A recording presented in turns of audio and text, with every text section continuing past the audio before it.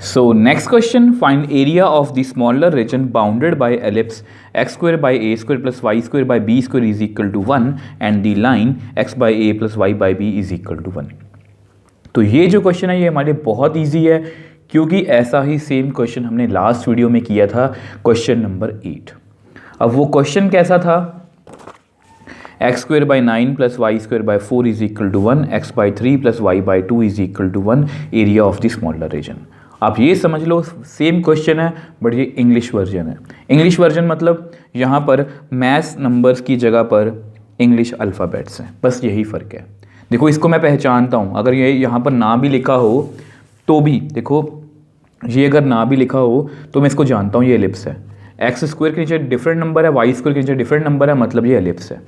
अब ये single power में, कुछ बच्चे इसको देख के डर जाते हैं कि कौन सी इक्वेशन है, दोनों सिंगल पावर, इसकी डिग्री सिंगल है, इसकी भी, मतलब ये लाइन है।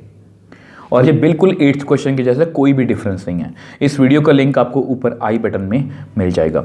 तो सेम वैसा ही कुछ हम यहाँ पर करने वाले हैं। सबसे पहले अपनी कर्व्स को लिखते हैं। Let x square by a square plus y square by b square is equal to 1। इसको अब नंबर 1 लिख लो। X by a plus y by b is equal to 1, इसको आप नंबर 2 लिख लो। ठीक है, अब देखो हमें बस हमेशा ये देखना होता है कि हमारा जो एलिप्स है वो कौन सा एलिप्स है, हॉरिजॉन्टल या वर्टिकल। अगर आप वैसे इसकी स्टैंडर्ड इक्वेशन देखो तो एक्स स्क्वायर, मैंने आपको क्या सिखाया कि अगर एक्स स्क्वायर के नीचे बड़ा नंबर हो तो वो हॉरिजॉन्टल है, वाई स्क्वायर के नीचे बड़ा नंबर हो तो वो वर्टिकल है। अब यहाँ पर वैसे कहीं पर लिखा नहीं हुआ कि a ग्रेटर देन b है, मैं यहाँ पर मान लेता हूँ let a greater than b। मुझे लगता है कि इसको यहाँ पर लिखना चाहिए, तभी हम डिसाइड कर पाएंगे कि ये हॉरिजॉन्टल एलिप्स है या वर्टिकल एलिप्स है। तो ये स्टैंडर्ड इक्वेशन से बिल्कुल एग्जैक्टली मैच कर रहा है, तो इसको मैं हॉरिजॉन्टल एलिप्स ही सपोज करूँगा, यहाँ पर a और b। ठीक है, तो बिल्कुल हमें सेम ऐसा ही एलिप्स ड्रॉ करना है। अब देखो हम एलिप्स को जानते हैं, ये हॉरिजॉन्टल एलिप्स है और ये एक लाइन है। इसके बाद हमारा काम क्या होता है, पॉइंट ऑफ इंटरसेक्शन। तो पॉइंट ऑफ इंटरसेक्शन, अब उसको हम निकाल लेते हैं।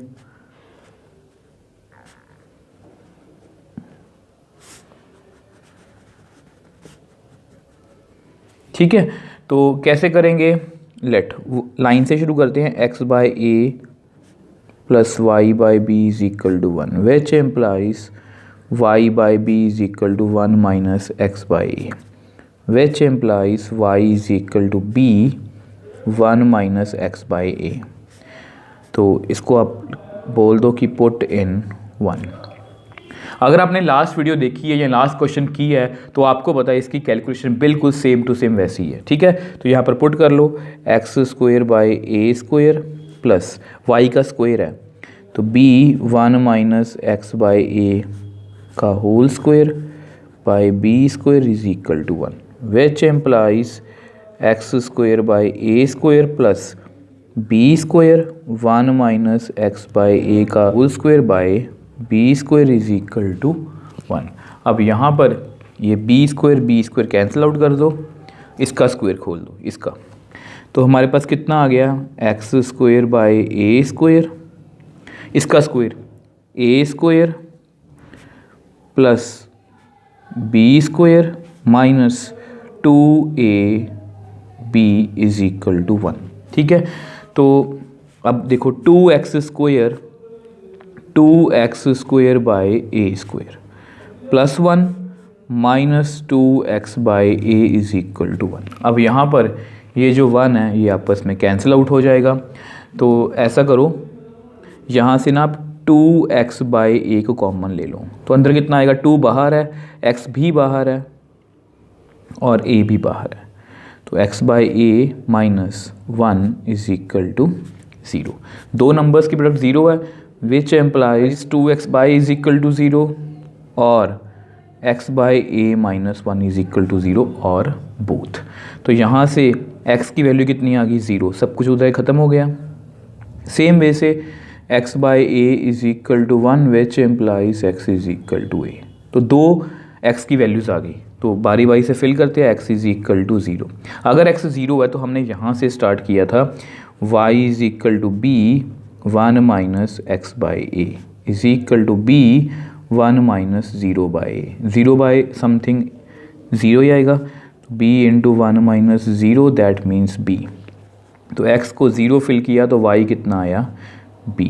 ठीक है, तो ये हमारा पहला पॉइंट ऑफ इंटरसेक्शन है। सेम वे से x को आप a फिल कर लो, which implies y is equal to b 1 minus x by a is equal to b 1 minus x की जगह पर a बाई ए। अब क्लियरली ये कट हो रहा है, तो यहाँ पर 1, तो कितना आ गया 1 माइनस 1 दैट मीन्स 0 0 समथिंग 0। तो x को a, y कितना आया 0। तो ये हमारे दो पॉइंट ऑफ इंटरसेक्शन आ गए। अब पॉइंट ऑफ इंटरसेक्शन निकाल लिए, कर्व्स को मैं जानता हूँ। अब इसका रफ स्केच जो है वो हम नेक्स्ट पेज पे ड्रॉ कर लेते हैं। अब देखो ये आपका रफ स्केच, ये आपका एलिप्स था, ये आपकी लाइन थी, ये पॉइंट ऑफ इंटरसेक्शन। तो एलिप्स हमारा हॉरिजॉन्टल था, मैंने बना लिया। अब ये पॉइंट्स मैं हमेशा लिखता हूँ, जब भी हम एलिप्स बनाते हैं तो मैं आपको बोलता हूँ कि ये पॉइंट्स लिखा करो, a0 minus a0, 0b 0 minus b। मैंने लिख लिए। इसका फ़ायदा क्या है कि यही हमारे पॉइंट ऑफ इंटरसेक्शन आ गए। इससे हमें डायग्राम बनाने में थोड़ा सा ईजी रहता है। तो पॉइंट ऑफ इंटरसेक्शन कितने 0, b, a, 0, तो वहाँ पर मैंने लाइन ड्रॉ कर ली ग्रीन में। अब हमें ये देखना है कौन सा एरिया फाइंड करना है। अब उन्होंने साफ साफ यहाँ मेंशन किया एरिया ऑफ स्मॉलर रीजन। अब एलिप्स और लाइन के बीच में स्मॉलर रीजन ये है, तो हमें ये वाला एरिया फाइंड करना। अब इसको हम शेड कर लेते हैं। अब देखो ये है हमारी शेडिंग। ठीक, अब हमें ये देखना है वर्टिकल स्ट्रिप या हॉरिजॉन्टल स्ट्रिप। अब वैसे आपको पता ही होगा, अगर आपने लास्ट क्वेश्चन देखा है कि इसको हमने वर्टिकल स्ट्रिप से किया है, क्योंकि इस क्वेश्चन को दोनों ही तरीकों से किया जा सकता है, हॉरिजॉन्टल और वर्टिकल, दोनों में कोई भी डिफरेंस नहीं है। और ऐसी सिचुएशन में हम हमेशा वर्टिकल स्ट्रिप का यूज़ करते हैं। जस्ट आपकी नॉलेज के लिए, हॉरिजॉन्टल स्ट्रिप से करना हो तो कैसे करेंगे, राइट बॉटम से स्टार्ट होंगे, तो यहाँ से स्टार्ट होगा तो मेरे पास y एक्सिस तक का सारा एरिया आ जाएगा, मतलब ये फालतू एरिया। तो अगेन बॉटम से स्टार्ट होऊंगा और ये वाला एरिया माइनस कर दूंगा तो मेरे पास रिक्वायर्ड एरिया आ जाएगा। अब इसको हमें किससे करना है, वर्टिकल स्ट्रिप से। तो ऐसा करते हैं, यहाँ पर मैं लिख लेता हूँ पहले। देखो इसको हमें वर्टिकल स्ट्रिप से करना है, ठीक है। तो ऐसा करते हैं, तो इनको नेम दे देते हैं। जैसे इसको नेम रख दे दो आप B, ये A, और जस्ट ये रोटेशन दिखाने के लिए C, अदरवाइज इसका कोई काम नहीं है। तो मैं बेसिकली ये एरिया फाइंड करना है, ठीक है। तो यहाँ पर लिखते हैं एरिया ऑफ रीजन। कौन सा रीजन है हमारा, ए बी सी ए। इसको नेम आप ए दो। अब वर्टिकल स्ट्रिप है तो बिना सोचे समझे वाई डी एक्स। आपको पता है वर्टिकल स्ट्रिप में हम हमेशा क्या यूज़ करते हैं, वाई डी एक्स, ठीक है, लेफ्ट टॉप। अब वर्टिकल स्ट्रिप में हम कहाँ से जाते हैं, लेफ्ट टॉप। अब इस एरिया का लेफ्ट पार्ट ये है और टॉप कौन है, ये। तो मैं यहाँ से जाऊँगा बी से, तो बी से जाने की कोशिश करूँगा। देखो मैं कहाँ तक जा सकता हूँ बिना ब्रेक के, तो आपके सामने है, मैं बिना ब्रेक के बेसिकली ए तक जा सकता हूँ, ठीक है। अब आपका दूसरा काम क्या होता है, जब आपने चले गए, आप ये देखना है किसके अलॉन्ग गया। अब ये ब्राउन कौन है, एलिप्स, तो यहाँ पर आप लिख लो एलिप्स का नंबर कौन सा, इसको कौन सा नंबर दिया मैंने, 1, ठीक है। अब ब्राउन में लिखा मैंने क्योंकि ब्राउन ही है। अब कौन वेरी कर रहा है, एक्स। यहाँ से स्टार्ट थे, एक्स कितना है 0, यहाँ पर x कितना है a, ठीक है। अब ये देखना है कौन सा एरिया मिला। और जब भी हम ऐसे एलिप्स के लॉन्ग आए तो मुझे बेसिकली इसके नीचे area under curve x axis तक का सारा एरिया मिल गया। तो मतलब मुझे ज़्यादा एरिया मिल गया। अगर मुझे ज़्यादा एरिया मिल गया तो मुझे माइनस करना पड़ेगा अगेन वाई डी एक्स, क्योंकि वर्टिकल स्ट्रिप है। अब देखो वर्टिकल स्ट्रिप है तो मैं लेफ़्ट से स्टार्ट हुआ था, टॉप से। अब टॉप हमारा हो चुका, तो अगेन यहाँ लेफ़्ट से स्टार्ट होऊंगा। तो देखो मैं कहाँ तक जा सकता हूँ। अब मैं इसके लॉन्ग आया तो मैं बेसिकली अगेन ए तक जा सकता हूँ, बी से स्टार्ट होके ए तक जा सकता हूँ, ठीक है। अब किसके लॉन्ग आया मैं, ग्रीन लाइन ग्रीन में लिख दिया मैंने, लाइन 2 है। अब फिर से अगेन कौन वेरी करता है, एक्स। कितना वेरी कर रहा है, यहाँ पर 0 है, यहाँ पर ए है। कौन सा एरिया मिलेगा, ग्रीन लाइन के नीचे का एरिया। अब उसको मैंने माइनस कर दिया तो मेरे पास रिक्वायर्ड ऑरेंज एरिया आ जाएगा। बस इतना सा ही काम है। इसको नंबर 3 दो, वी नो। अब हमें एलिप्स की वैल्यू निकालनी है, मतलब एलिप्स में से y की वैल्यू निकालनी है। X square by a square plus y square by b square is equal to 1, ठीक है। तो अब ऐसा करो, यहाँ से ना y square by b square is equal to 1 minus x square by a square. अब मैंने आपको हमेशा सिखाया है, क्योंकि आपको पता है एलिप्स या सर्कल वाले क्वेश्चन में हमेशा वही फॉर्मूला लगेगा, ए स्क्वायर माइनस एक्स स्क्वायर। तो एक्स को हमेशा अकेले लिखा करो, ताकि यहाँ पर कोई भी हमें इंटीग्रेशन में गड़बड़ ना हो। इंटीग्रेशन वैसे भी हो जाएगी बट उससे थोड़ी बहुत आपसे कैलकुलेशन में मिस्टेक हो सकती है, तो इसको मैं स्टैंडर्ड फॉर्म में लिखने की कोशिश करूँगा।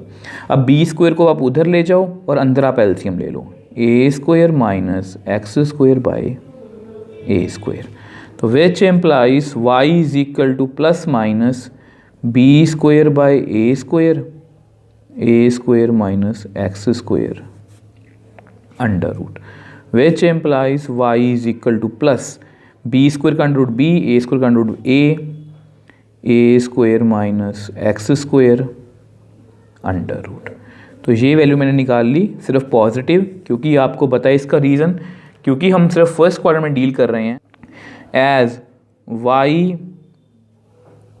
Lies in first quadrant, therefore we can take only positive value। हम हमेशा लिखते हैं। अब सेम वे से लाइन में से वैल्यू निकाल लो। Also x by a plus y by b is equal to 1 which implies y by b is equal to 1 minus x by a which implies y is equal to b 1 minus x by a. दोनों values मैंने निकाल ली। यहाँ से मैंने मतलब कि आप ये मान लो मैंने एलिप्स की वैल्यू निकाल ली, ठीक है, और यहाँ से मान लो आपने लाइन 2 की वैल्यू निकाल ली। तो put in 3 which implies area is equal to 0 से लेके ए तक। अब एलिप्स की बारी है। B by a square minus x square under root d x minus 0 to a, y 2 की वैल्यू कितनी है, क्योंकि वाई L2 की, b 1 minus x by a d x. अब इन दोनों को हमें बस इंटीग्रेट ही करना। अब ऐसा करते हैं, उसको हम नेक्स्ट पेज पे सॉल्व कर लेते हैं। अब देखो इन दोनों को हमें इंटीग्रेट ही करना। आपके सामने ये फॉर्मूला है, तो करते हैं। बी बाई ए कॉन्स्टेंट, इसको बाहर लिख लो, x by 2 a square minus x square under root plus a square by 2 sine inverse x by a, 0 से लेके ए तक। अब b को बाहर निकाल लो, 1 की इंटीग्रेशन x और x की एक्स स्क्वायर बाई 2। अब यहाँ पर a पहले से ही है, 0 से लेके a तक। अब जस्ट हमें वैल्यूज़ को फिल ही करना है, तो ध्यान से करेंगे। सॉरी, यहाँ पर x बाई 2 है, मैंने a लिख लिया, ठीक है। तो b बाई ए, तो अपर लिमिट मतलब a by 2 a square minus a square plus a square by 2 sine inverse a by a. ये हो गया। लोअर लिमिट भी फिल कर दो, 0 by 2 a square minus 0 square plus a square by 2 sine inverse 0 by a. तो ये भी हो गया। Minus b, upper limit a minus a square by 2a minus lower limit 0 square by 2a bracket closed. तो which implies a is equal to b by a by 2, a square minus a square 0 plus a square by 2 sine inverse 1, क्योंकि a से a यहाँ पर cut हो गया, ठीक है। तो आगे चलते हैं। 0 ए स्क्वायर का under root a plus a square by 2 sine inverse 0 minus b, यहाँ पर a, अब यहाँ पर भी a के कट हो सकता है यहाँ पर, तो कितना रह गया हमारे पास बेसिकली a बाई 2, 0, तो इसको लिखने की ज़रूरत ही नहीं है। तो which implies area is equal to b by a, यहाँ पर कितना आएगा 0 a square by 2 sine inverse 1। Sine 1 कब होता है, 90 मतलब पाई बाई 2 पर, minus 0 into a 0 plus a square by 2 sine 0 कब होता है, 0 पर, ये आपको पता है, ठीक है। माइनस बी, यहाँ पर एलसीएम ले लो, 2a minus a by 2 area is equal to b by a pi a square by 4 0 0, इसको लिखने की ज़रूरत ही नहीं है, माइनस बी 2a माइनस ए बाय 2। ठीक है, अब यहाँ पर ये a और a कट हो रहे हैं आपस में, तो कितना आ गया, pi a b by 4 minus a b by 2। अब वैसे तो ये जो आंसर है हमारा बिल्कुल एक्यूरेट आंसर है, बट अगर आपको बिल्कुल एग्जैक्टली एनसीईआरटी से मैच करना है तो उन्होंने क्या किया है, यहाँ से उन्होंने ए बी बाय 4 को कॉमन लिया, तो यहाँ पर कितना रह गया, पाई ए बी 4 बाहर आ गया, माइनस ए बी बाहर है, नीचे 2 है, तो यहाँ पर मैं क्या लिख देता हूँ 2। तो देखो कैसे आया, इसको मल्टीप्लाई करना, पाई ए बी बाई 4, इसको मल्टीप्लाई करना, ए बी 2 को 4 से कट करेंगे तो ए बी बाई 2, तो मैंने बिल्कुल सही लिखा है। अब ये जो हमारा आंसर है ये एग्जैक्टली एनसीईआरटी से मैच कर रहा है। अब देखो स्टूडेंट्स, क्वेश्चन में बिल्कुल भी कुछ भी मुश्किल नहीं था, क्योंकि बिल्कुल एग्जैक्टली 8th क्वेश्चन के जैसा कि मैंने आपको बताया ये इंग्लिश वर्जन है कि जस्ट इसमें नंबर्स की जगह पर इंग्लिश अल्फ़ाबेट्स हैं।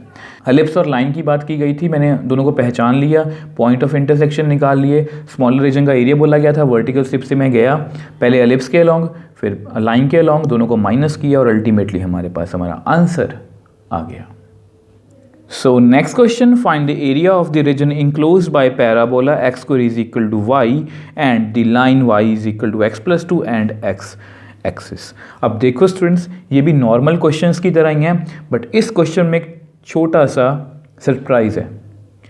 सरप्राइज मैं इसलिए बोल रहा हूँ कि बहुत सारे बच्चे इस क्वेश्चन की जो शेडिंग है वो गलत करते हैं, वो मैं आपको आगे जाके अभी बताऊंगा। अभी आपको इतनी टेंशन नहीं लेनी है, आपको हमेशा की तरह क्वेश्चन आपको आपके सामने है, एप्लीकेशन ऑफ इंटीग्रल का क्वेश्चन, आपको पता है एरिया अंडर कर्व निकालना है। सबसे पहले अपनी कर्व्स को लिख लेते हैं, let x square is equal to y, इसको नंबर 1 दो, and y is equal to x plus 2, इसको आप नंबर 2 दो। अब एक्स एक्सिस है, इसको छोड़ ही दो। ठीक है, अब हमेशा की तरह हम अपनी कर्व्स को अच्छे से पहचानेंगे। अब आपको पता है ये single power y is equal to x plus 2, अब ये सिंगल पावर है मतलब ये लाइन है, डबल पावर सिंगल पावर मतलब ये पैराबोला है। कौन सा पैराबोला है, x square is equal to 4 मान लो, y को 4 फिल कर लो, तो x is equal to plus minus 2, x double value है, नेगेटिव पॉजिटिव, अब क्योंकि ये प्लस y है तो ये अपवर्ड पैराबोला है।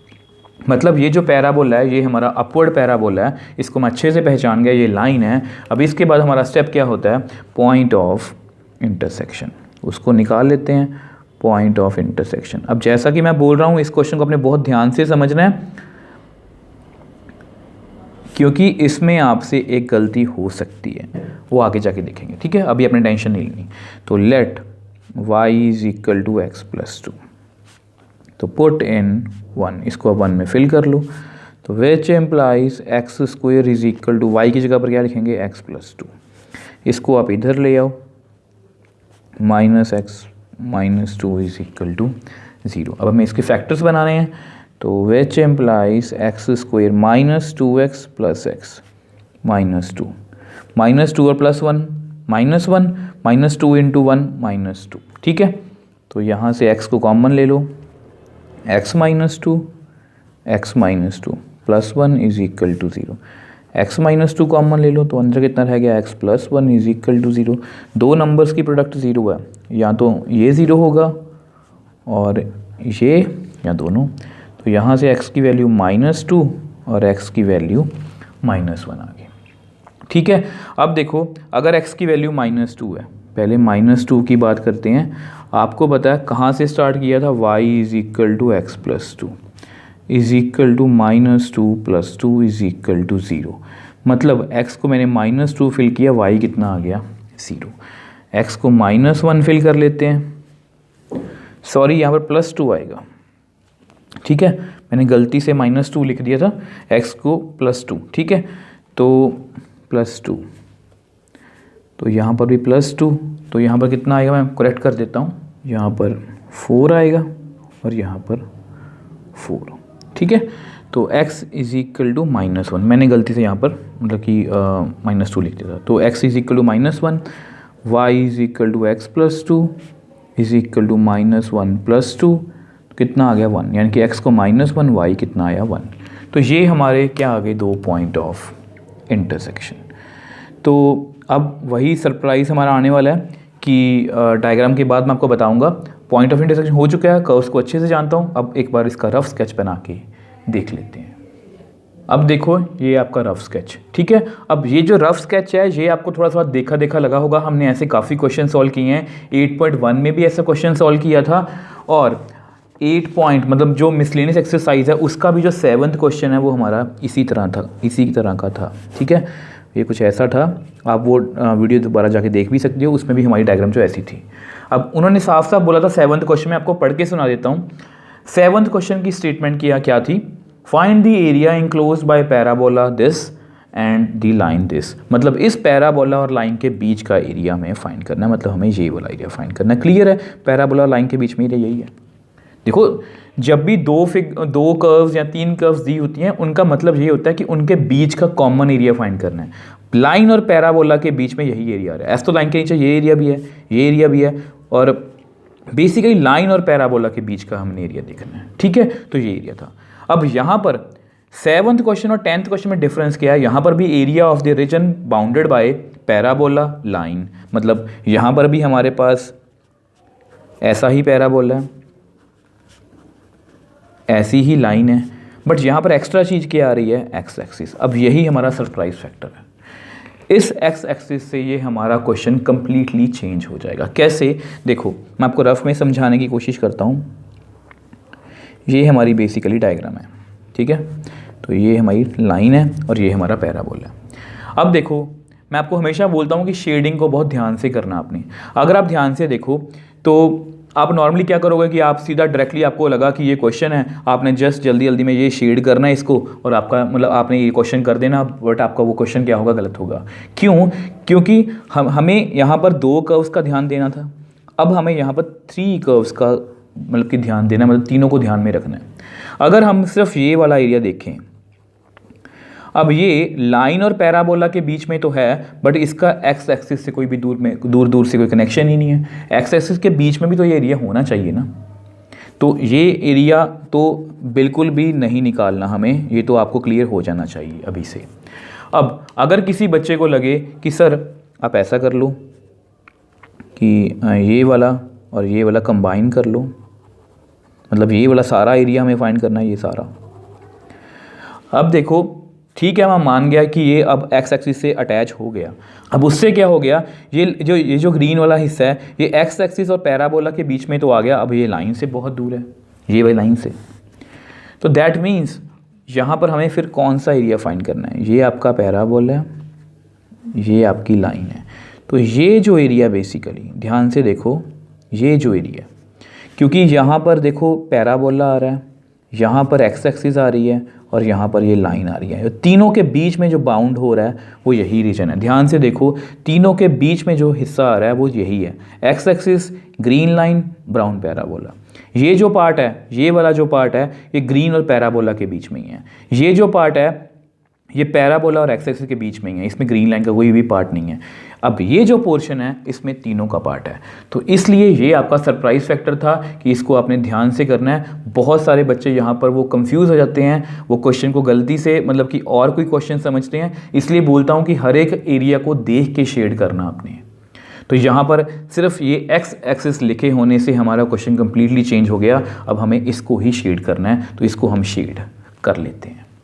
अब देखो ये है हमारी शेडिंग, मतलब ये वाला एरिया, ध्यान से फिर से मेरी बात सुनो, ये रेड, ग्रीन, ब्राउन और ब्लैक लाइन के बीच में है। दैट मीन्स ये एरिया हमें शेड करना है। प्लीज़ अगर आप एरिया की शेडिंग को अच्छे से नहीं पहचानोगे तो आपका पूरा क्वेश्चन रॉन्ग हो सकता है, ठीक है। अब हमें ये डिसाइड करना है वर्टिकल स्ट्रिप या हॉरिजॉन्टल स्ट्रिप। अब क्योंकि ये कंप्लीटली एरिया एक्स एक्सिस के साथ है तो इसको हम वर्टिकल स्ट्रिप से ही सॉल्व करेंगे। अब देख लो शेड भी हो गया, वर्टिकल स्ट्रिप भी डिसाइड होगी। इसको नेम दे देते हैं, जैसे इस पॉइंट को ना आप नेम दे दो ए, इसको बी, इसको ओ। ये तो बताइए 0,0। अब बी को मैं जानता हूँ -1,1 है ये, ठीक है, ये कंफ्यूज मत हो ना, ये इधर है, ठीक है। अब ए को मैं नहीं जानता। अब ये भी हमारे लिए बहुत ईजी है। देखो ये ग्रीन लाइन है, ये ब्लैक लाइन है। ब्लैक लाइन कौन सी है, एक्स एक्सिस, ठीक है। ये जो पॉइंट कौन सा होगा यहाँ पर, y तो पक्का श्योरली 0 होगा, x एक्सिस पर y कितना होगा 0। अब ये ग्रीन लाइन है, अब देखो ग्रीन लाइन कौन सी है हमारी, y is equal to x plus 2। तो यहाँ पर आप ऐसा करो, y को 0 पुट कर लो, तो x की वैल्यू कितनी आ गई -2। तो ये पॉइंट कितना होगा -2,0। ठीक है, आप ऐसे निकाल सकते हो। अब सब कुछ डिसाइड हो चुका है। Area of region, area of region ABOA, इसको अपने में A दे दो। वर्टिकल स्टेप है मतलब y dx। अब सबसे पहले कहाँ से स्टार्ट होंगे, आपको पता है आपके एरिया का लेफ्ट पार्ट कौन है, ये, इसका टॉप कौन है, ये ग्रीन लाइन। तो मैं यहाँ से स्टार्ट होऊंगा, A से कहाँ तक जाऊँगा, बिना ब्रेक के तो यहीं तक जा सकता हूँ। अगर आगे निकल भी गया तो वहाँ पर एरिया हमारा है ही नहीं है। ठीक है, तो A से लेके B तक। अब किसके अलॉन्ग गया आप मेरे को बताओ, ग्रीन लाइन, लाइन मतलब L2। ठीक है, अब कौन वेरी करता है, x। कितना वेरी कर रहा है यहाँ पर, x कितना है -2, यहाँ पर x कितना है -1, -2 -1। अब ऐसा करता हूँ, इसको ना मैं पॉइंट को सही कर देता हूँ, आपको कंफ्यूजन होगी नहीं तो कि ये A पॉइंट है। ठीक है, मैं इसको सही कर देता हूँ। अब देखो इसको मैंने सही कर दिया कि यहाँ पर -1,1 है, ये तो आपको पता ही है, ये -2। ठीक है, अब इससे अब हमेशा ये देखा करो कि मैं जिसके अलॉन्ग गया था उससे मुझे कौन सा एरिया मिला। अब मैं यहाँ से लेके यहाँ तक गया तो मुझे नीचे बेसिकली x एक्सिस तक का एरिया मिल गया, तो ये वाला एरिया मिला है। अब ये वाला एरिया मेरा अभी पड़ा है, अभी कैलकुलेट मुझे करना है, तो मैं क्या करूँगा, plus again y dx।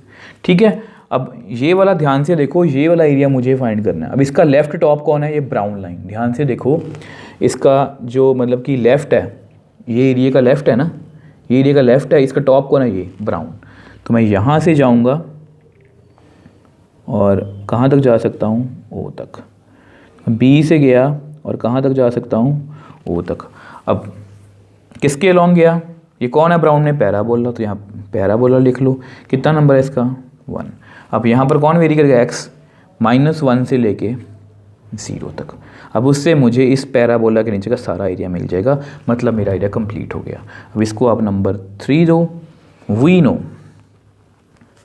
No अब पैराबोला कितना हमारा, y is equal to x², and line कितनी है, y is equal to x plus 2। यानी कि सीधे डायरेक्ट वैल्यूज़ हैं इनकी। जस्ट आपको दिखाने के लिए यहाँ पर मैं L2 लिख देता हूँ और यहाँ पर P1। ठीक है, तो दोनों ही वैल्यूज़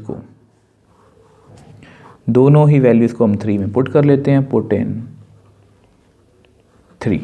तो हमारे पास कितना आ गया, एरिया इज इक्वल टू -2 से -1, L2 की जगह पर x प्लस 2 dx, प्लस -1 से 0 पैराबोला की जगह पर x² dx। अब जस्ट हमें इनको इंटीग्रेट ही करना है। अब उसको हम नेक्स्ट पेज पे सॉल्व कर लेते हैं। अब जस्ट हमें इसको इंटीग्रेट ही करना है तो कर लेते हैं। तो एरिया इज इसकी इंटीग्रेशन x² बाई 2, 2 की 2x -2 -1, x² की x³ बाई 3 -1 0। तो पहले अपर लिमिट -1 का square by 2, 2 into -1 minus lower limit -2 का square by 2 plus 2 into -2 plus 0 का cube by 3 minus lower limit -1 का cube by 3, which implies area is equal to 1/2 -1 का square plus 1 -2 -2 का square 4/2, यहाँ पर कितना आएगा -4 ब्रैकेट क्लोज्ड, प्लस 0 का क्यूब 0 ही आएगा, तो यहाँ पर कितना आएगा -1 का क्यूब -1/3। तो which implies area is equal to, इसको सॉल्व कर लो, 1 - 2 2 ज़ा 4/2। अब यहाँ पर ये कट कर दो, 2 - 4 कितना आएगा -2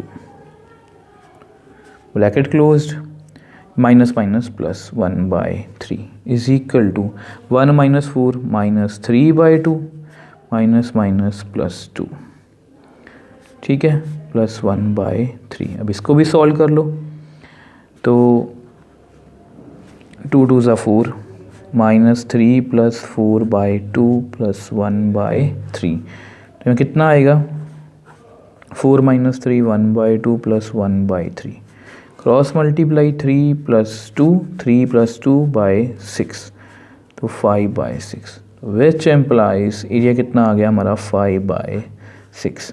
अब ये जो हमारा आंसर है ये परफेक्टली एनसीईआरटी से मैच कर रहा है।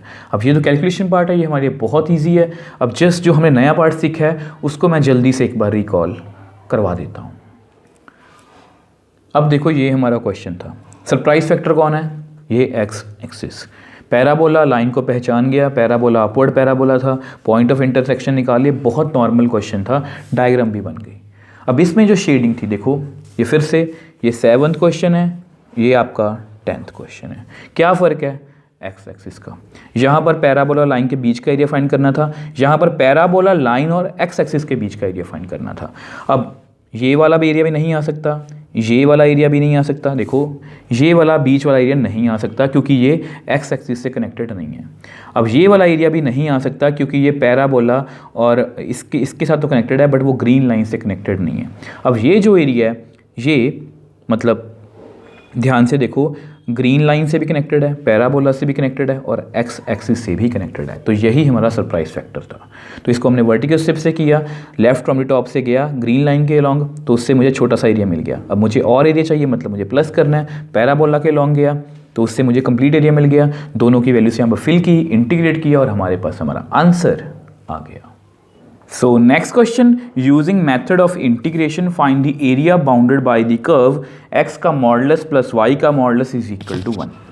अब ये जो क्वेश्चन है ये कम्प्लीटली डिफरेंट है, बहुत अच्छा क्वेश्चन है, इंपॉर्टेंट भी है, मतलब इससे भी आपको काफ़ी कुछ सीखने को मिलेगा कि अगर मॉडुलस आएगा तो उसको इस तरह के क्वेश्चंस को हम किस तरह से सॉल्व करेंगे। मॉडुलस वाले क्वेश्चन हमने पहले भी किए हैं, बट ये जो मॉडुलस फंक्शन है इसमें बेसिकली दो मॉडुलस फंक्शन है, एक मॉड x एक मॉड y। तो इसके लिए ना इस क्वेश्चन को करने के लिए बेसिकली आपको मॉडुलस फंक्शन की अच्छे से नॉलेज होनी चाहिए। अब आपको पता है कि ये जो कर्व है basically let mod x plus mod y is equal to 1, ठीक है, इसको मैंने लिख लिया। अब आपको पता है कि यहाँ पर x की इस मॉडुलो को छोड़ दो एक बार, x की डिग्री 1 है, y की डिग्री 1 है, मतलब है तो ये एक लाइन है, बट ये किस तरह की लाइन होगी। देखो आपको जस्ट मॉडुलस फंक्शन की बेसिक सी नॉलेज होनी चाहिए। मैंने आपको हमेशा ये सिखाया है कि मॉडुलस के बेसिकली दो आंसर होते हैं, कुछ इस तरह से मॉडुलस फंक्शन जो है वो काम करता है कि अगर x की वैल्यू 0 से छोटी है तो -x, अगर x की वैल्यू 0 या 0 से बड़ी है तो +x। देखो 0 से छोटी वैल्यू मतलब -1, तो किस तरह से आंसर आएगा इसका, -x की वैल्यू -1 तो +1। तो इस तरह से मॉडुलस फंक्शन हमेशा हमें पॉजिटिव आंसर देता है, मतलब मॉडुलस फंक्शन की जो वैल्यू होती है वो हमेशा दो वैल्यूज होती हैं, एक प्लस एक माइनस। अब यहाँ पर इसको मतलब कैसे इंप्लीमेंट करेंगे देखो, अब हो सकता है कि यहाँ पर ऐसा हो कि x प्लस वाई भी प्लस इज इक्वल टू 1, इसको आप नंबर 1 सपोज कर लो। अब ये भी हो सकता है कि x की वैल्यू नेगेटिव हो और y की वैल्यू प्लस हो इज इक्वल टू 1, इसको आप नंबर 2 सपोज कर लो। x को मैंने पॉजिटिव फिल किया, y पॉजिटिव, x को मैंने नेगेटिव फिल किया, y पॉजिटिव। अब ये भी हो सकता है कि x पॉजिटिव ही है, y हमारा नेगेटिव है, ठीक है। अब ये भी हो सकता है कि x भी नेगेटिव y भी नेगेटिव इज इक्वल टू 1। अब आप मेरे को बताओ कि इसके अलावा और कौन सा केस पॉसिबल है। जो भी पॉसिबल केस हो सकते थे मैंने यहाँ पर लिखने की कोशिश की है। देखो x पॉजिटिव को पकड़ लो, y positive y negative, x negative को पकड़ लो, y पॉजिटिव y नेगेटिव। तो यही 4 केस पॉसिबल है, मैंने चारों को आपको लिख के दिखा दिया। ऐसा क्यों लिखा है, क्योंकि इसको एक्चुअल में हमें रीड करने के लिए, एक्चुअल में मॉडुलस फंक्शन को रीड करने के लिए हमें मॉडुलस के अंदर की कहानी पता होनी चाहिए कि मॉडुलस हमेशा दो तरह से आंसर कर सकता है। तो मैंने वही लिखा है, पॉजिटिव x के लिए, नेगेटिव x के लिए, ठीक है। अब बेसिकली यहाँ पर हमारे 4 इक्वेशंस हैं और ये कौन सी हैं, लाइन की, सभी सिंगल पावर। मैंने को पहले बता दिया कि ये बेसिकली है तो एक लाइन ही है। अब हमारे पास 4 डिफरेंट लाइन्स हैं, ठीक है। अब लाइंस जो होती हैं, अब उनकी डायरेक्शन कुछ भी हो सकती है। अब उस डायरेक्शन को निकालने के लिए हम क्या करते हैं, ऐसा करते हैं, पॉइंट ऑफ इंटरसेक्शन इनके निकाल लेते हैं। हमें पता है कि ये सभी क्या हैं, लाइंस हैं, तो पॉइंट ऑफ इंटरसेक्शन निकाल लेते हैं। पॉइंट ऑफ इंटरसेक्शन, मैंने आपको हमेशा बताया है कि पॉइंट ऑफ इंटरसेक्शन निकालना बहुत ज़रूरी है, ठीक है। अब पॉइंट ऑफ इंटरसेक्शन से मेरा मतलब क्या है, देखो आप क्या करो, देखो फर्स्ट से पकड़ लो, यहाँ पर मैं लिख देता हूँ, पहले 1 एंड 2, फर्स्ट को पकड़ लो, फर्स्ट के सब पॉइंट ऑफ इंटरसेक्शन निकाल लो। अब ऐसा करो, इसको लिख लो x plus y is equal to 1 which implies x is equal to 1 minus y, put in 2, तो 2 में इसको पुट कर दो, x की जगह पर 1 minus y plus y is equal to 1, तो which implies -1 plus y is equal to 1। अब इसको आप उधर ले जाओ, 2y is equal to 1 plus 1 is equal to 2 which implies y is equal to 2/2। अब यहाँ पर ये कट हो जाएगा, तो कितना आ गया, y इज इक्वल टू 1। और अगर y 1 आ गया, देखो हमने कहाँ से स्टार्ट किया था, यहाँ से, ठीक है, y is equal to 1 which implies x is equal to 1 minus y, 1 minus 1 0, तो x 0 y 1, तो ये हमारा पहला पॉइंट ऑफ इंटरसेक्शन आ गया 1 एंड 2 का। अब मैंने आपको बोला कि 1 को पकड़ लो, 1 को पकड़ के रखना 1 एंड 3 का, 1 एंड 2 का हो गया, 1 एंड 3 का। अब सेम वे से x plus y is equal to 1 which implies x is equal to 1 minus y, put in 3। Just आपको लग सकता है कि ये प्रोसीजर लेंथी है, बट ये हमें करना ही पड़ेगा और ये बहुत इजी है। 3 में पुट कर लो, देखो x की जगह पर 1 minus y is equal to 1, तो which implies 1 minus 2y is equal to 1। अब यहाँ पर क्लियरली 1 को 1 से कैंसिल आउट कर दो, which implies minus 2y is equal to 0, which implies y is equal to 0। अब y 0 है, y 0 है, हमने कहाँ से स्टार्ट किया था, सेम वही 1 माइनस वाई, 1 माइनस 0 1, तो x 1 y 0, तो ये हमारा दूसरा पॉइंट ऑफ इंटरसेक्शन आ गया। अब 1 को पकड़ा हुआ है, 1 का 2 के साथ, 1 का 3 के साथ, अब लास्ट में 1 का 4 के साथ, मतलब 1 का जो लास्ट पॉइंट ऑफ इंटरसेक्शन है किसी भी और इक्वेशन के साथ, ठीक है, 1 का 4 के साथ। सेम वे से देखो, यहाँ हमने यहाँ से स्टार्ट किया, सेम वे से यहाँ पर x plus y is equal to 1 which implies x is equal to 1 minus y, put in 4, yes, अब 4 में पुट करेंगे, minus y is equal to 1 which implies -1 plus y minus y is equal to 1, ठीक है। तो यहाँ पर कितना आ गया, अब यहाँ पर तो बेसिकली ये y और y ही कट हो गई। अब यहाँ से आपको एक नई चीज़ सीखने को मिलेगी, -1 equal to 1 which is not possible. आपको पता ही है कि ये पॉसिबल ही नहीं है कि -1 और 1 इक्वल हो जाएं, और अगर ये पॉसिबल नहीं है, देखो यहाँ से हमारे पास y की वैल्यू नहीं आई, तो x की वैल्यू कैसे आएगी, देयरफॉर यहाँ पर मैं लिख देता हूँ अलग कलर से, there is no point of intersection, मतलब 1 और 4 का कोई भी पॉइंट ऑफ इंटरसेक्शन नहीं होगा।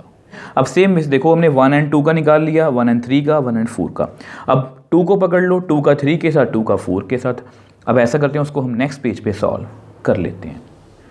अब देखो ये आपकी 4 लाइंस थी, ठीक है, 1 का सभी के साथ हो गया था, अब 2 का 3 के साथ, ठीक है। अब बस आप 2 को पकड़ लो, 2 का 3 के साथ, तो -x plus y is equal to 1 which implies y is equal to 1 plus x. यहाँ से आप y की वैल्यू निकाल लो, वो ईजी है, पुट इन 3, तो 3 में पुट करते हैं, x y की जगह पर 1 plus x is equal to 1 which implies x -1 minus x is equal to 1। अब यहाँ पर भी x और माइनस एक्स कैंसिल आउट हो गए, तो मेरे पास क्या आ गया, -1 इक्वल टू 1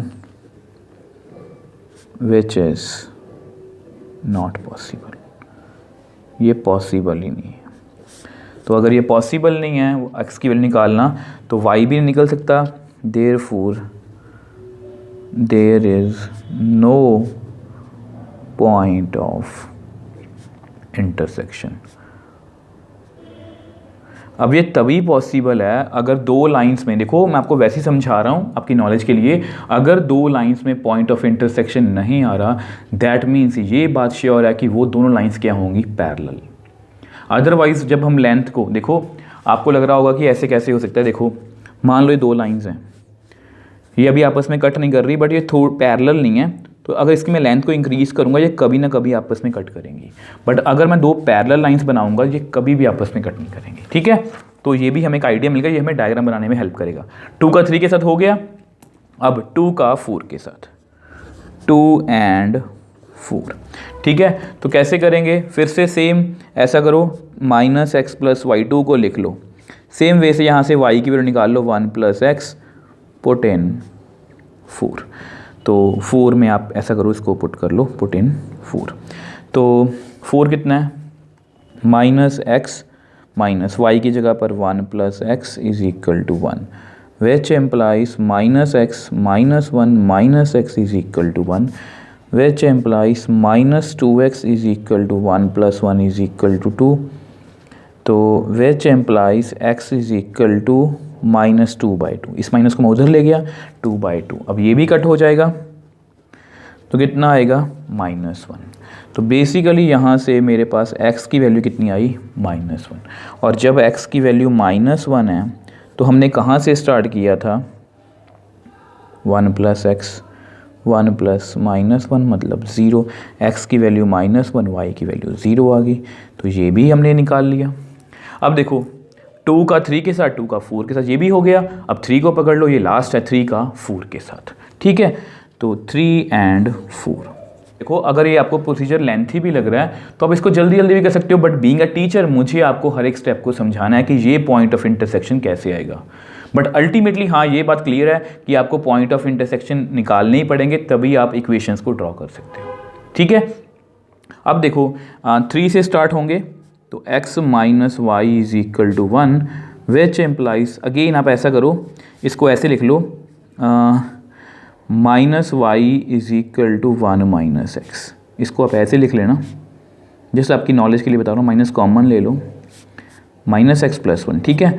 तो ये माइनस और माइनस कैंसिल आउट हो जाएगा, तो y की वैल्यू कितनी आ गई, x - 1, पुट इन 4, इसको 4 में आप पुट कर लो, पुट इन 4, तो -x, y की value x - 1 = 1, which implies -x - x + 1 = 1, which implies -2x = 1 - 1 = 0, which implies x = 0। तो अगर x 0 है, अगर x 0 है, which implies y की वैल्यू कितनी आ गई, x - 1, which implies 0 - 1, which implies -1, तो 0, -1। तो हमारे बेसिकली सभी पॉइंट ऑफ इंटरसेक्शन आ चुके हैं।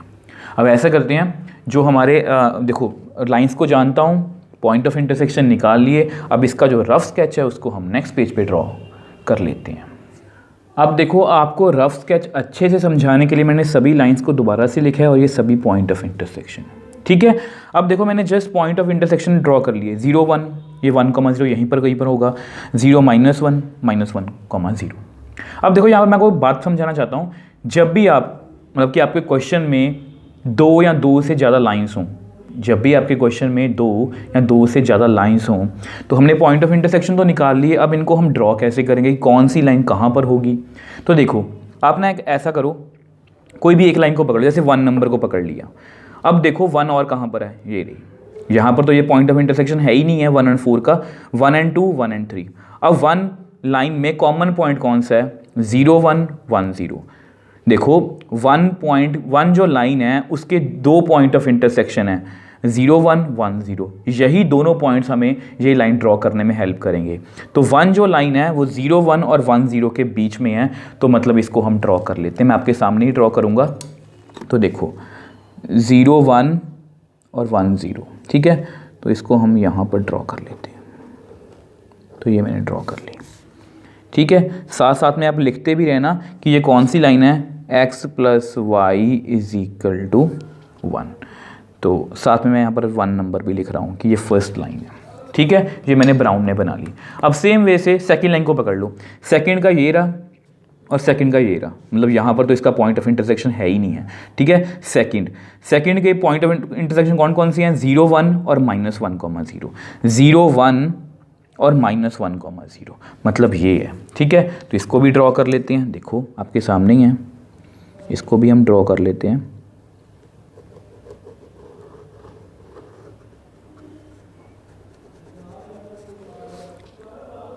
ठीक है, तो ये कुछ ऐसी है, तो इसका भी हम लिख लेते हैं कि ये कौन सी लाइन है, second line, -x plus y is equal to 1, इसका नंबर 2 डाल लिया मैंने। ठीक है, तो अब देखो, अब अगली लाइन की बात, थर्ड लाइन की बात करते हैं। अब थर्ड लाइन में कॉमन क्या क्या है, 3, यहाँ पर 3 है ही नहीं है, 3 1 0 0, -1 1 0 0, -1, यानी थर्ड लाइन यहाँ पर कहीं पर बनेगी। अब उसको ऐसा करते हैं, रेड में बना लेते हैं। तो देखो, ठीक है, ये मैं आपके सामने इसलिए बनाऊँ ताकि आपको पता लगे कि लाइंस को हमने किस तरह से ड्रॉ करना है। तो ये थर्ड लाइन कौन सी है, x minus y is equal to 1, third number. ठीक है, अब ये भी ड्रॉ होगी, लास्ट रहेगी, वो तो आपको पता है यहाँ पर कहीं पर होगी, फिर भी बता देता हूँ आपको। 4, यहाँ पर तो 4 है ही, नो पॉइंट ऑफ इंटरसेक्शन, 4 और यहाँ पर 4, -1 0 0, -1, तो यहाँ पर ये वाली लाइन ड्रॉ होगी। अब इसको ऐसा करते हैं, पर्पल में ड्रॉ कर लेते हैं। ठीक है, तो ये यहाँ से स्टार्ट होगी, तो ये हमारी वो लाइन है।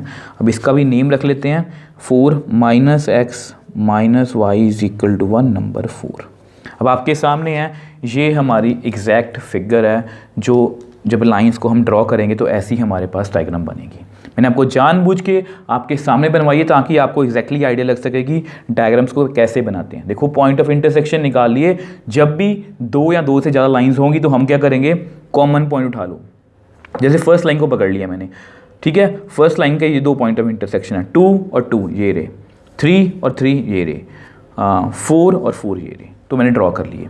अब ध्यान से देखो, first and fourth line, first line कौन सी है, फर्स्ट लाइन है ब्राउन में, और फोर्थ लाइन कौन सी है, फोर्थ लाइन ये वाली है, -x -y is equal to 1। देखो ध्यान से, ये पैरेलल है, ये आपस में कभी भी कट नहीं होंगी। सेम वे से सेकंड एंड थर्ड लाइन को देख लो, ये आपस में पैरेलल है, ये आपस में कभी भी कट नहीं होगी। अब इसके बाद एरिया, उन्होंने बोला एरिया बाउंडेड बिटवीन कर्व्स, तो मतलब हमें ये सारा एरिया फाइंड करना है। अब इसको हम शेड कर लेते हैं। अब देखो, ये हमारी शेडिंग, मतलब हमें इसका बीच का एरिया फाइंड करना है। अब इसको मैंने 2 कलर्स में किया है, ऑरेंज और बाकी सारा पिंक। अब ऐसा क्यों किया है, क्योंकि बेसिकली अगर आप देखोगे ये सभी लाइंस सिमेट्रिकल हैं।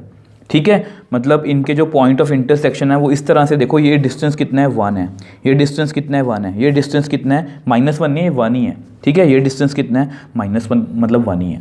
मतलब ये जो डायग्राम है ये सिमेट्रिकल है। अगर हम सिर्फ इस ऑरेंज पार्ट का एरिया निकाल लें और बाद में उसको 4 से मल्टीप्लाई कर दें तो हमारे पास रिक्वायर्ड एरिया आ जाएगा। ठीक है, ऐसा करने को नेम देते हैं, जैसे OAB। हम जस्ट इसका मतलब कि वो फाइंड करेंगे एरिया और बाद में उसको 4 से मल्टीप्लाई कर देंगे। ठीक है, अब इन सभी पॉइंट्स को मैं जानता हूँ, 0,1, ये कितना, 1,0, 0,0। अब उसके बाद वर्टिकल स्ट्रिप या हॉरिजॉन्टल स्ट्रिप। अब ये जो पर्टिकुलर एरिया है, चाहे आप इस पर हॉरिजॉन्टल स्ट्रिप लगा लो, y एक्सिस तक का एरिया मिल जाएगा, चाहे आप वर्टिकल स्ट्रिप लगा लो तो हमें x एक्सिस तक का एरिया मिल जाएगा। आप कोई भी स्ट्रिप लगा सकते हो। तो ऐसे क्वेश्चंस में हम क्या करते हैं, नॉर्मली वर्टिकल स्ट्रिप का ही यूज़ करते हैं। तो अब हमने डिसाइड कर लिया कि वर्टिकल स्ट्रिप का यूज़ करना है, तो यहाँ पर लिखते हैं एरिया ऑफ रीजन। अब रीजन कौन है हमारा, OABO, ये ट्रायंगल। ठीक है, इसको नेम A दे दो। आपको पता है वर्टिकल स्ट्रिप है तो YDX। अब हमें देखना है कि हम किसके अलॉन्ग गए। तो ये हमारा ऑरेंज एरिया, इसका लेफ्ट ये वाला हिस्सा, इसका टॉप ये है। तो इसके मैं टॉप से गया यहाँ से, तो यहाँ से देखो मैं कहाँ तक जा सकता हूँ, मैं यहाँ से गया तो बेसिकली बिना ब्रेक के मैं B तक जा सकता हूँ। ठीक है, तो मैं किसके अलॉन्ग गया, ये ब्राउन लाइन। ठीक है, ये ब्राउन लाइन कौन सी है, लाइन 1, लाइन 1 देखो x plus y is equal to 1 first number में डाला हुआ है, ठीक है। तो अब कौन वेरी करता है, x कितना वेरी कर रहा है, यहाँ पर x कितना है 0, यहाँ पर x कितना है 1। अब ये देखा करो कितना एरिया मिला। अगर मैं इसके अलॉन्ग गया तो मुझे इसके नीचे x एक्सिस तक का सारा एरिया मिल गया, मतलब मेरा एरिया कंप्लीट हो गया, मुझे और कुछ भी करने की जरूरत नहीं है। तो ऐसा करो, इसको नंबर ऑफ 5 दो। We know x plus y is equal to 1, यही फर्स्ट लाइन है ना हमारी, विच एम्प्लाइज y की वैल्यू निकाल लो 1 माइनस एक्स, ठीक है। इसको 5 में पुट कर दो, पुट इन 5, तो which implies area is equal to 0 to 1 minus x d x. अब 1 की इंटीग्रेशन x की एक्स स्क्वेयर बाई 2, 0 से लेके 1 तक, which implies upper limit 1 minus 1 का square by 2 minus lower limit. बहुत इजी है हमारे लिए कैलकुलेशन ये, 1 का स्क्वायर 1 बाई 2, 0 इसको ख़त्म ही कर दो। Which implies area is equal to 2 minus 1, cross multiply कर दो तो कितना आएगा 1/2। तो ये हमारा एक्चुअल में ऑरेंज पार्ट का एरिया आ गया। हमें सारा एरिया चाहिए। Now required area is equal to 4 times area of region OABO, इसका 4 टाइम्स, 4 इंटू 1/2। अब ये कट हो गया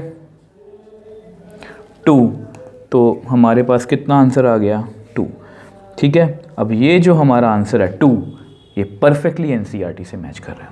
देखो स्टूडेंट्स, हमारा जो क्वेश्चन है वो बेसिकली कहाँ से स्टार्ट था, यहाँ से x modulus plus y modulus is equal to 1, मतलब इसके हमें बीच का एरिया फाइंड करना था। अब क्योंकि ये मॉडुलस फंक्शन है और मॉडुलस फंक्शन जो है उसके 2 पॉसिबल आंसर होते हैं, x माइनस एक्स, तो मैंने उसी ट्रेंड को फॉलो किया। एक बार x को देखो पॉजिटिव लिया, ठीक है, y को पॉजिटिव, एक बार देखो दोनों पॉजिटिव x हैं, ये दोनों पॉजिटिव x हैं, y को एक बार प्लस एक बार नेगेटिव, अब एक बार माइनस एक्स, ये माइनस एक्स, अब एक बार y को पॉजिटिव y को नेगेटिव। यही 4 पॉसिबल केस थे, चारों के मैंने पॉइंट ऑफ इंटरसेक्शन निकाल लिए, 2 के नहीं निकले। देखो ट्रेंड फॉलो करना है, 1 2 1 3 1 4, 2 3 2 4 3 4, सही पॉइंट ऑफ इंटरसेक्शन आ गए। अब यहाँ से हमने ये भी बात सीखी कि हो सकता है कि कई बार पॉइंट ऑफ इंटरसेक्शन ना आए, उससे कोई बड़ी बात नहीं है, हमें पता लग गया कि दोनों लाइंस क्या होंगी, पैरेलल होगी। तो मैंने ये सभी को ड्रॉ कर लिया, आपको बता दिया कि 1 और 1 को पकड़ लो, उनके बीच में 2 पॉइंट्स आ गए, 0 1 1 0, तो मैंने उन पर लाइन ड्रॉ कर ली। 2 को पकड़ लो, 0 1 माइनस 1 0, उसको बना लिया। सेम वे से थर्ड लाइन को, सेम वे से फोर्थ लाइन को। अब ये जो एरिया हमारे पास आया, अब इसको हमने शेड कर लिया। अब ये जो एरिया हमारे पास आया ये सिमेट्रिकल था, तो मैंने सोचा कि सिर्फ फर्स्ट क्वाड्रेंट का एरिया निकाल लेता हूँ, बाद में इसको 4 से मल्टीप्लाई कर दूंगा। तो मैंने वर्टिकल स्ट्रिप लगाई, इस ब्राउन लाइन के अलॉन्ग गया, तो मुझे सारा एरिया मिल गया, इंटीग्रेट किया और हमारे पास 1/2 आंसर आ गया। 1/2 1/2 1/2 1/2 मतलब कितना बन गया 2, मतलब बाद में इसको 4 से मल्टीप्लाई किया और अल्टीमेटली हमारे पास हमारा आंसर आ गया।